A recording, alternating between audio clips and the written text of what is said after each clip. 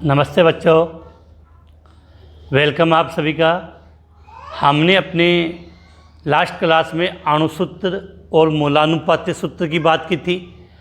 क्या होते हैं, किस प्रकार से इनको ज्ञात करते हैं, इसके बारे में हमने डिटेल से बात की थी। अपना चैप्टर नंबर 1 चल रहा है, रसायन विज्ञान की मूलभूत अवधारणाएं, या जिसको हम बोलें some basic concept of chemistry की बात चल रही है।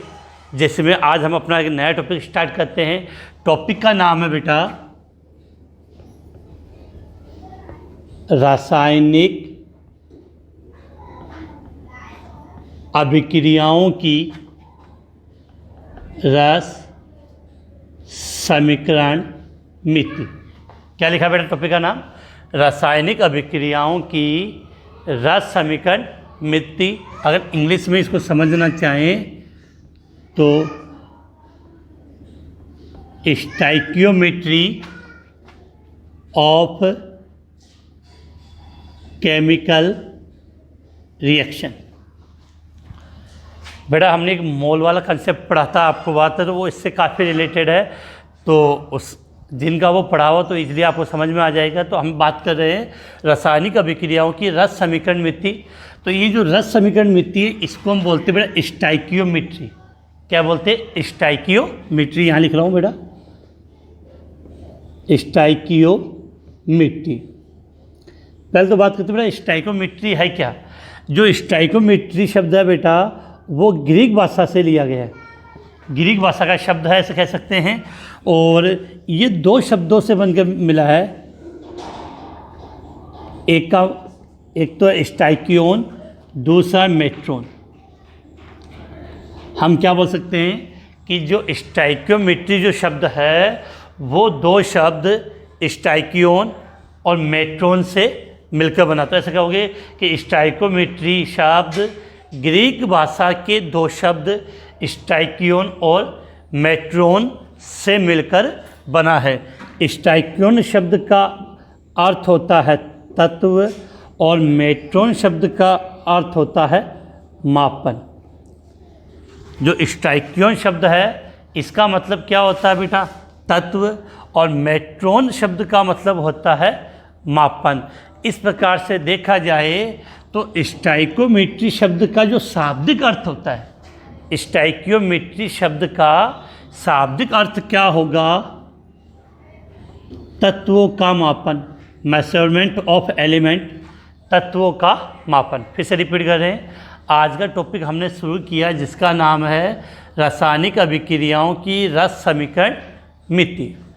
इसमें इसको इंग्लिश में बोलते हैं स्टाइकियोमेट्री ऑफ केमिकल रिएक्शन। तो नॉर्मली हम शब्द जो काम में लेते हैं वो क्या है? स्टाइकियोमेट्री।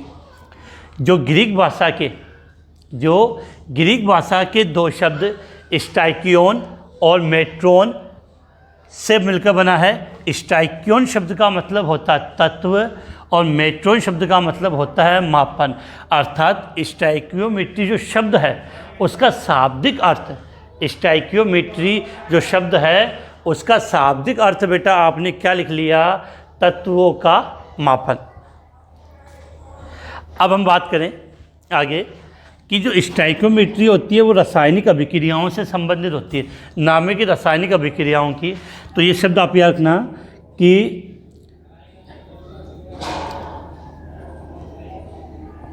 स्टाइकियोमेट्री रासायनिक अभिक्रियाओं से संबंधित होती है। स्टाइकियोमेट्री रासायनिक अभिक्रियाओं से संबंधित होती है। बेटा आप इसका स्क्रीनशॉट ले लें, फिर हम आगे इसकी डेफिनेशन स्टाइकियोमेट्री या रस समीकरण मिति कहते क्या है, रासायनिक अभिक्रियाओं से संबंधित इसका क्या महत्व है उसकी हम बात करते हैं। तो स्क्रीनशॉट ले लें, फिर आगे बात करें।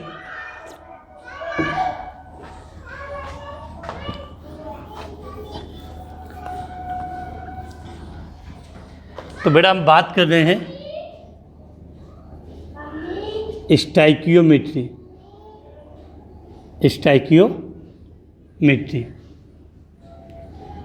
बेटा स्टाइकियोमेट्री की बात करें तो किसी रासायनिक अभिक्रिया में और वो भी संतुलित समीकरण होनी चाहिए।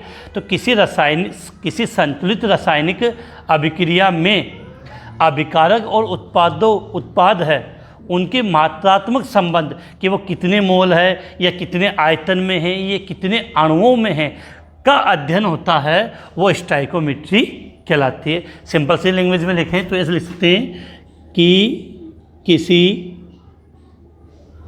संतुलित रासायनिक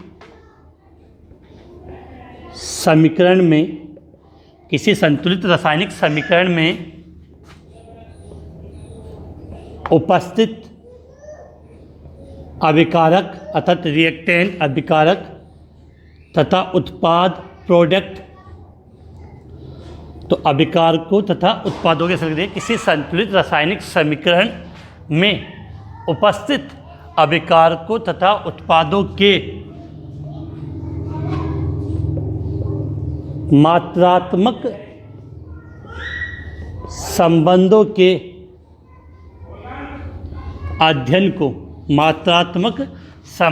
के अध्ययन को उस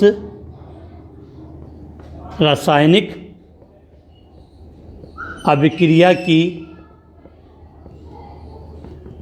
स्टाइकोमेट्री कहते हैं। यह सिंपल सा मतलब अध्ययन को स्टाइकोमेट्री कहते हैं। कि स्टाइकोमेट्री की अगर डेफिनेशन या कोई परिभाषा पूछ ली जाए तो हम कह सकते हैं कि किसी संतुलित रासायनिक समीकरण में उपस्थित जो प्रेजेंट है आपके प्रोडक्ट एंड रिएक्टेंट, उपस्थित अभिकारक एवं उत्पादों के मात्रात्मक संबंधों के अध्ययन को हम उस रासायनिक अभिक्रिया की या उस रासायनिक समीकरण की स्टाइकोमेट्री कहते हैं। बेटा अब यहाँ पर एक विशेष बात अपने माइंड में फिल कर लेना, किसी भी रासायनिक अभिक्रिया की स्टाइकोमेट्री ज्ञात करने के लिए उसकी जो रासायनिक समीकरण है वो संतुलित होनी चाहिए। तो यहाँ पर हम चाहिए तो ले सकते हैं कि किसी भी अभिक्रिया की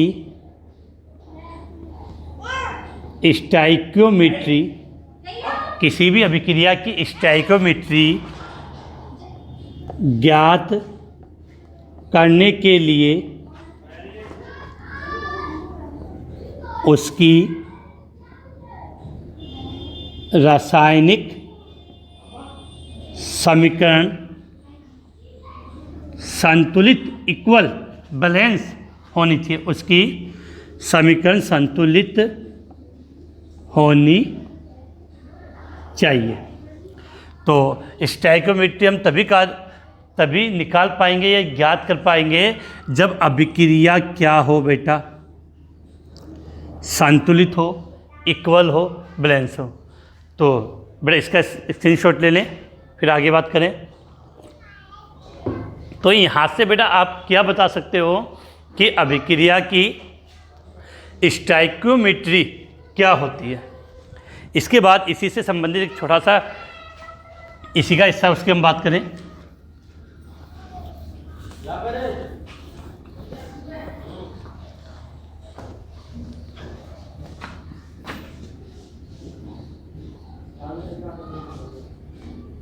स्टाइकोमेट्री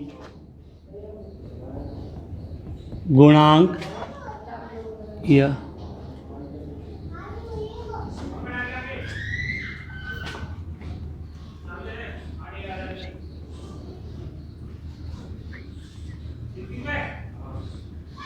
क्या लिखा बेटा, स्टाइकोमेट्री गुणांक या स्टाइकोमेट्री कोफिशिएंट बोलते हो आप। तो अब हम बात करें कि स्टाइकोमेट्री गुणांक क्या होती है। बेटा आपने कोई भी संतुलित रासायनिक समीकरण देखी होगी, उस समीकरण में अभिकारक या उत्पादों के आगे संख्या लिखी होती है, उस संख्या को, उन अंकों को, अंक लिखे होंगे, उन अंकों को ही हम क्या बोलते हैं, स्टाइकोमेट्री गुणांक। क्या बोलते हैं बेटा, स्टाइकोमेट्री गुणांक। तो इसके लिए आप क्या बोल सकते हो, किसी संतुलित रासायनिक समीकरण में क्या लिखा बेटा, किसी संतुलित रासायनिक समीकरण में अभिकारक एवं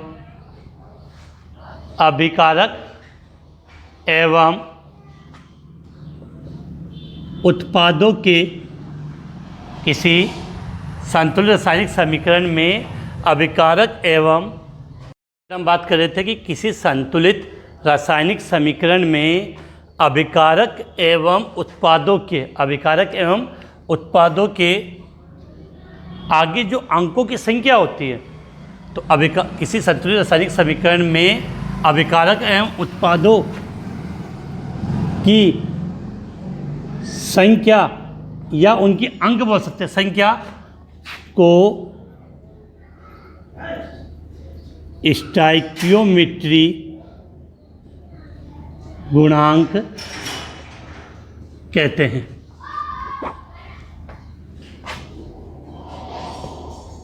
जिसके द्वारा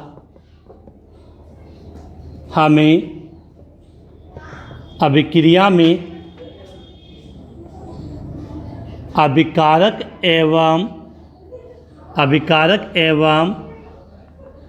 उत्पादों के अणुओं की संख्या, मोल, आयतन, उनकी मात्रा आदि का ज्ञान होता है, पता चलता है। तो स्टोइकियोमेट्री गुणांक का मतलब क्या हुआ कि बेटा हम कोई भी एक रासायनिक समीकरण लिखते हैं, और समीकरण में अभिकारक और उत्पाद के आगे जो संख्या लिखी होती है, अंक लिखे हुए होते, उसे हम स्टोइकियोमेट्रिक गुणांक कहते हैं, जिसके द्वारा हमें ये पता चलता है कि इस अभिक्रिया में अभिकारक के कितने अणु हैं, उत्पाद के कितने अणु भाग ले रही है, कि इनके कितने मोल है, या इनके कितने आयतन है। इसका पता हम इसे स्टोइकियोमेट्रिक गुणांक के द्वारा चलता है। एक हम सिंपल सा बात करते हैं, जैसे मैंने लिखा मेथेन का दहन, मेथेन गैस है, उसका हमने दहन किया, दहन का मतलब जलाया। तो इसकी समीकरण कैसे होती है, मेथेन का फॉर्मूला बेटा क्या होता है, CH4। मेथेन का फॉर्मूला CH4। दहन का मतलब जलाया, जलाने के लिए कौन सी गैस काम मिली, O2। तो जब मेथेन का दहन हुआ तो क्या बना, CO2 प्लस H2 का C0 बन गई कार्बन डाइऑक्साइड, और हाइड्रोजन और ऑक्सीजन के मिलने पर जल के अणु का निर्माण हो गया। तो मेथेन के दहन से हमें CO2 और H2O प्राप्त होता है। अब बेटा ये अभिक्रिया संतुलित है क्या, नहीं है। तो अभिक्रिया संतुलित करने के लिए देखो, यहाँ पर बात करें, कार्बन 1 है, कार्बन 1 है, यहाँ हाइड्रोजन कितने बेटा, 4, यहाँ पे हाइड्रोजन कितने, 2, तो इसके आगे मैंने कितना ऐड कर दिया, 2, तो हाइड्रोजन कितने हो गए बेटा, 4, यहाँ पर भी 4। अब देखो बात करें हम ऑक्सीजन की, यहाँ ऑक्सीजन कितने बेटा, 2 और 2 दूनी 4, 2 ऑक्सीजन तो ये और 2 ऑक्सीजन ये, 4 ऑक्सीजन हो गए। यहाँ आपके पास ऑक्सीजन कितने, 2, तो इसके आगे मैंने लिख दिया 2, ठीक है। अब देखो बेटा मेथेन कितना है, 1, O2 अणु कितने हैं, 2, कार्बन डाइऑक्साइड अणु कितना है, 1, और H2O कितना है, 2। तो ये जो 1 या 2 है जो मैंने बोला अभी, उसी को हम क्या बोलते हैं, स्टोइकियोमेट्री गुणांक। क्या बोलते हैं बेटा, स्टोइकियोमेट्री गुणांक। अब इसका स्क्रीनशॉट ले लें, फिर हम एक समीकरण लिखकर उसकी स्टोइकियोमेट्री के बारे में बात करेंगे कि इससे हमें किन किन चीज़ों के बारे में या इसकी कौन कौन सी जानकारी हमें प्राप्त होती है। तो जल्दी से स्क्रीनशॉट लें, फिर हम इससे आगे की बात करते हैं।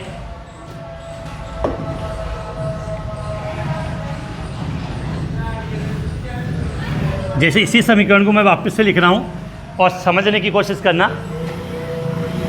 कि बात करें समीकरण क्या थे बेटा आपके, एग्जाम्पल में बात करें मेथेन का दहन या मेथेन को जलाना, तो क्या था, CH4 प्लस 2O2 से CO2 प्लस 2H2 ये है। अब बेटा इसमें गौर से देखो, CH4 के आगे कितना, एक, तो मेथेन का कितना अणु होगा बेटा यहाँ पे, एक। O2 कितने हैं, दो, तो O2 के कितने अणु, दो अणु। कार्बन डाइऑक्साइड का कितना अणु, एक अणु। और H2O कितना अणु बेटा, दो अणु। अब इसका मतलब क्या हुआ कि मेथेन का एक अणु ऑक्सीजन के दो अणु के साथ क्रिया करेगा, तो एक अणु CO2 और दो अणु H2O प्राप्त होता है। इसका मतलब ये तो निकल के आया यहाँ पे, ये इसकी स्टोइकियोमेट्री होती है कि समीकरण से हमें क्या समझ में आया कि मेथेन का जब हम एक अणु लेंगे तो इसके साथ कितने O2 के अणु क्रिया करेंगे, दो करेंगे, फिक्स हो गया। और जब एक अणु के साथ दो O2 के अणु क्रिया करेंगे तो हमें एक अणु CO2 और दो अणु H2O प्राप्त होता है। अब बेटा यहाँ पे एक बात और समझे, अगर इसकी, ये तो अणु मोल की बात कर ले, मैंने CH4 का एक मोल लिया, CH4 मेथेन का एक मोल लिया, तो वो एक मोल मेथेन कितने मोल O2 के साथ क्रिया करेंगे, दो। अब मोल की बात आ गई, तो दो मोल O2 के साथ क्रिया करेंगे, तो एक मोल CO2 प्राप्त होगी और दो मोल H2O प्राप्त होगी। समझ में आ रही बात बेटा, बात कि क्या किया मैंने, CH4 प्लस 2, तो मेथेन का एक मोल, इस स्टोइकियोमेट्री का मतलब यही कि इसका एक मोल इसके दो मोल से, इसके दो मोल के साथ क्रिया करेगा, तो एक मोल CO2 और दो मोल H2O प्राप्त होगी। अब देखो CH4 का एक मोल लेने, एक मोल का मतलब बेटा इसकी ग्राम में मात्रा कितनी होगी, इसका मोलर द्रव्यमान कितना होगा, मैंने सिखाया था। यहाँ पे मैं अभी समझा दूँ, जो बच्चे लेट जुड़े हुए हैं, जिनको पता नहीं है कि हम बात किसकी कर रहे हैं, मोलर द्रव्यमान की। मोलर द्रव्यमान ज्ञात करने के लिए क्या था कि कार्बन का परमाणु द्रव्यमान कितना, 12, हाइड्रोजन का 1, ऑक्सीजन का 16, ये तीन ही तत्व है। अब देखो कार्बन का परमाणु द्रव्यमान 12, एक हाइड्रोजन का 1 होता है, तो 4 के 4, तो 12 4 16। तो अगर आप 16 ग्राम ऑक्सीजन लोगे, 16 ग्राम आप क्या लोगे, मेथेन, तो 16 ग्राम मेथेन लोगे तो वो किसके साथ क्रिया करेगी, O2 के साथ। अब देखो एक ऑक्सीजन का होता है 16, तो ऑक्सीजन कुल कितने में, 4, तो 4 को 16 से गुना करोगे कितना आएगा बेटा, 4 को 16 से 64 ग्राम, कितना ग्राम हो गया बेटा, 64 ग्राम। कार्बन का 12 और ऑक्सीजन का 1632, तो ये कितना हुआ, 44 ग्राम। और H2O का 18 दूनी 36 ग्राम, ये आप निकाल सकते हो। इसका मतलब यहाँ से आपको ये माइंड में क्लियर होना चाहिए कि यदि 16 ग्राम मेथेन लेंगे, 16 ग्राम मेथेन लेंगे, तो उसके दहन के लिए मुझे कितनी ग्राम ऑक्सीजन की आवश्यकता होगी, 64 ग्राम।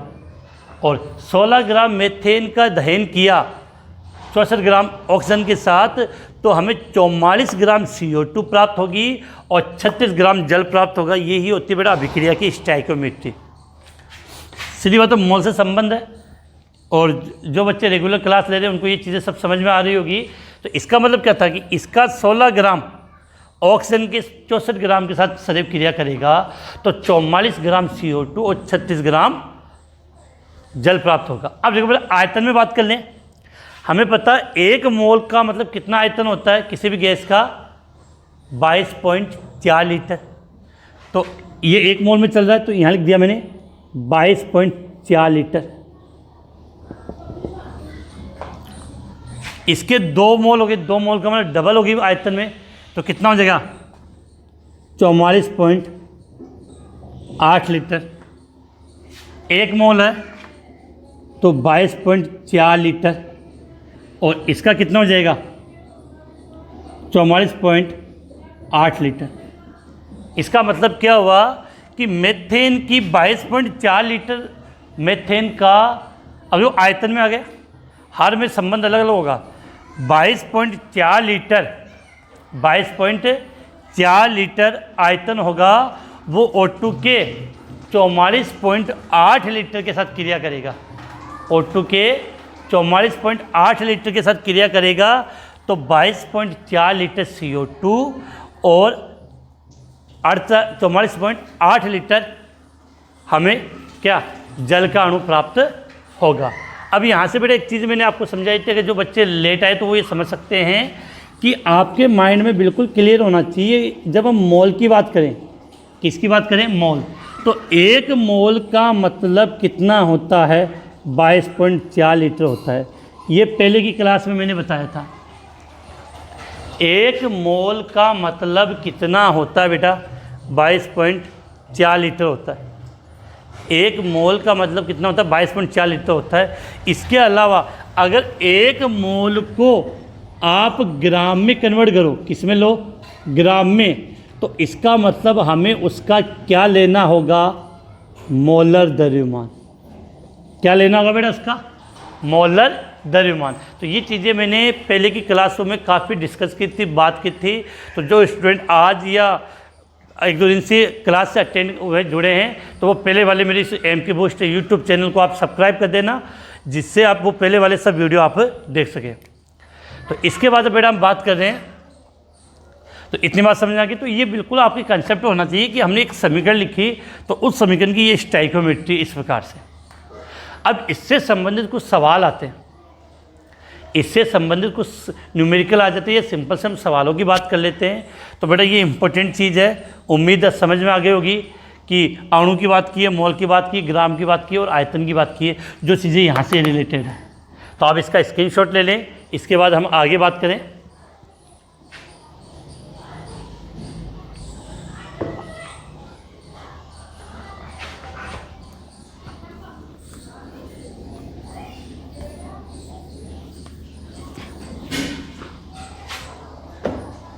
जैसे बेटा क्वेश्चन, सिंपल से क्वेश्चन की बात कर लेते हैं कि आपको क्वेश्चन इस प्रकार से दे दिया, इसी समीकरण पर, कोई और समीकरण की बात नहीं कर रहा, कि इसी समीकरण पे हमें दो सवाल, सिंपल से सवाल की बात कर लेते हैं, जिससे आपका और कंसेप्ट है क्लियर हो जाए।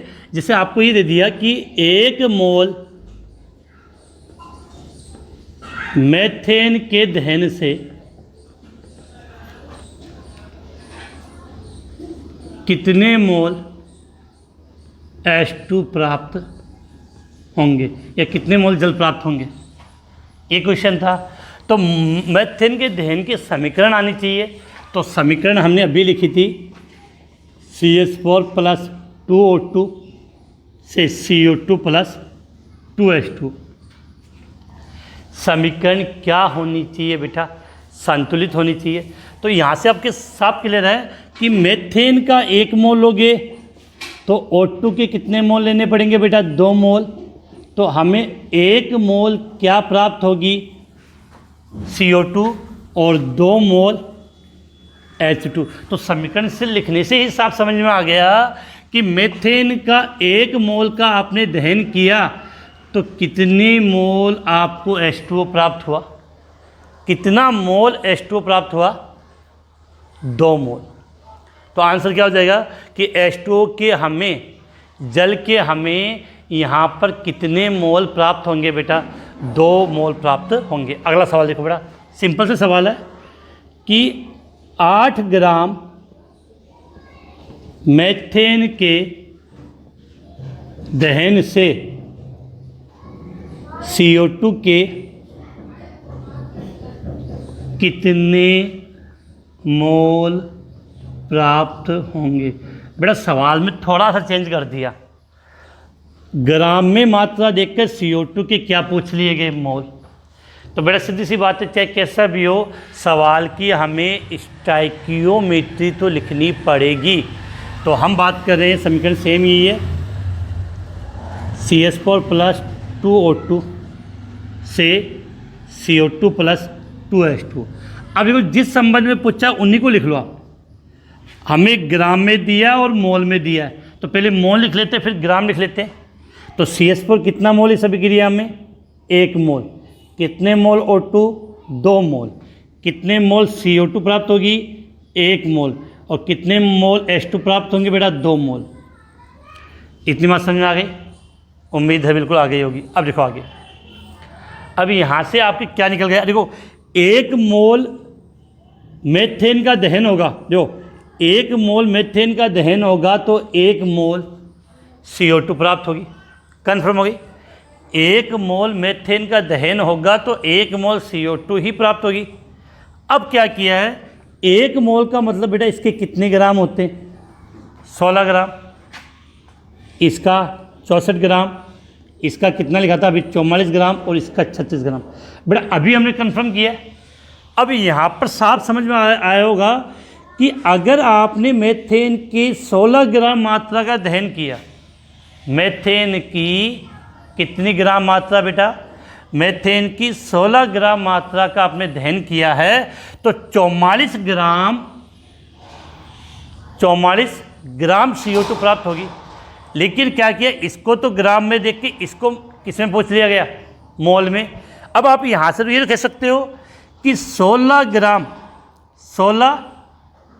ग्राम मीथेन के दहन से कितना मोल? 1 मोल CO2 प्राप्त होता है। देखो ये समझ ले सकते हो। तो यहाँ पर आप क्या लिखोगे कि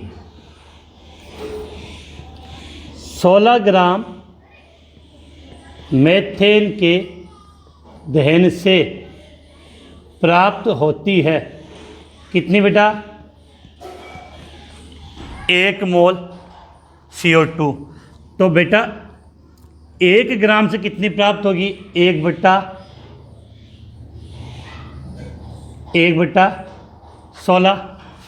और 8 ग्राम से कितनी हो जाएगी बेटा? कितने ग्राम से? 8 ग्राम से। तो 8/16 भाग दिया तो 0.5 मोल। 0.5 मोल। तो जो बेटा सीधी सी बात है कि 16 ग्राम तो इसका 44 ग्राम प्राप्त होता। तो अर्थात 16 ग्राम का जब आप दहन करोगे तो 1 मोल CO2 और 8 ग्राम मतलब आधा, तो आधे मोल, तो 0.5 मोल। तो यहाँ से आप सवाल निकाल सकते हो इस प्रकार से लिखकर कि 8 ग्राम मीथेन के दहन से, सिंपल सवाल है बेटा, हार्ड नहीं है, ईजिली है, कि 8 ग्राम मीथेन के दहन से कितने? 8 ग्राम मीथेन के दहन से कितने मोल CO2 प्राप्त होगी बेटा? 0.5 मोल CO2 प्राप्त होगी। तो उम्मीद है बेटा ये एक छोटा सा टॉपिक हमने लिया था आज, स्टाइकियोमेट्री क्या होती है, स्टाइकियोमेट्री गुणांक बोल देते हैं, और इससे किस प्रकार से न्यूमेरिकल है वो हम हल करते हैं। तो बेटा आप कंटिन्यू क्लास अटेंड करोगे। किसी कारणवश मैं मान सकता हूँ कि डेली क्लास नहीं हो पाती है, लेकिन फिर भी मेरी कोशिश रहती है कि जब भी मुझे टाइम मिल जाए अपनी ऑनलाइन क्लास हो जाती है। जो वीडियो अब तक आप देख रहे हो तो वीडियो को ज़रूर लाइक कर दें। चैनल को अभी तक आपने सब्सक्राइब नहीं किया तो सब्सक्राइब कर दें। इसके साथ इस वीडियो के लिंक को अपने जितने भी साथी हैं उनके साथ शेयर करें, जिससे वो भी अपनी क्लास के साथ ज्वाइन कर सके। इसी के साथ बेटा आज की क्लास समाप्त करते हैं।